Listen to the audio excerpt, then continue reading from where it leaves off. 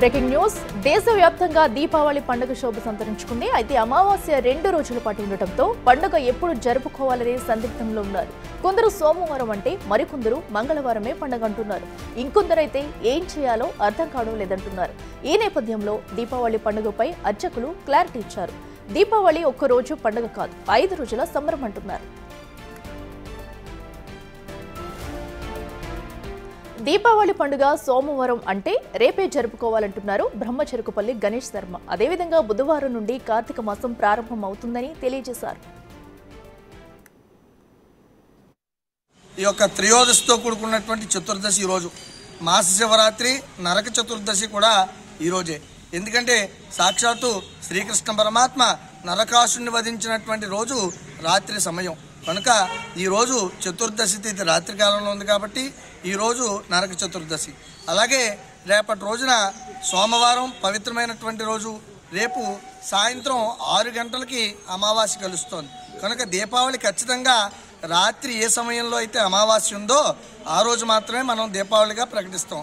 ఎందుకంటే రాత్రి కాలం అంతా కూడా అమావాస్య తిథి ప్రధానం. పౌర్ణమి కానీ అమావాస్య కానీ రాత్రి తిథులు ఉండాలి కనుక పితృ సంబంధమైనటువంటి కార్యక్రమాలు చేసుకోవడానికి మధ్యాహ్న సమయం ఉండాలి కనుక రేపు రాత్రి మనకి అమావాస్య 6 గంటలకు ప్రారంభమవుతుంది. సోమవారం నాడు దీపావళి మనం ఖచ్చితంగా చేసుకోవాలి. అలాగే మంగళవారం నాడు అమావాస్య సాయంత్రం వరకు ఉంది, సాయంత్రం పాడ్యము కలుస్తోంది కనుక కేవలం దేవాలయాల్లో మాత్రమే ఆకాశ దీపాలు పెడతారు.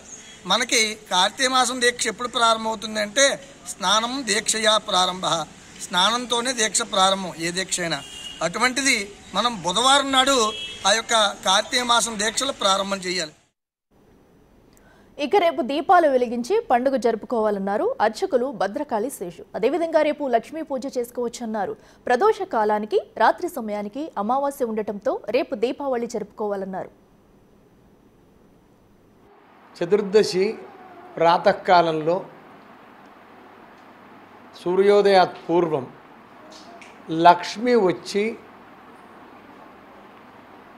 నూనెలో చేరుతుంది, గంగ వచ్చి జలంలో చేరుతుంది.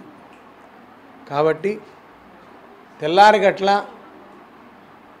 శరీరానికి నూనెను అభ్యంగనం చేసుకొని, తిలతైలాన్ని అభ్యంగనం చేసుకోవడం వల్ల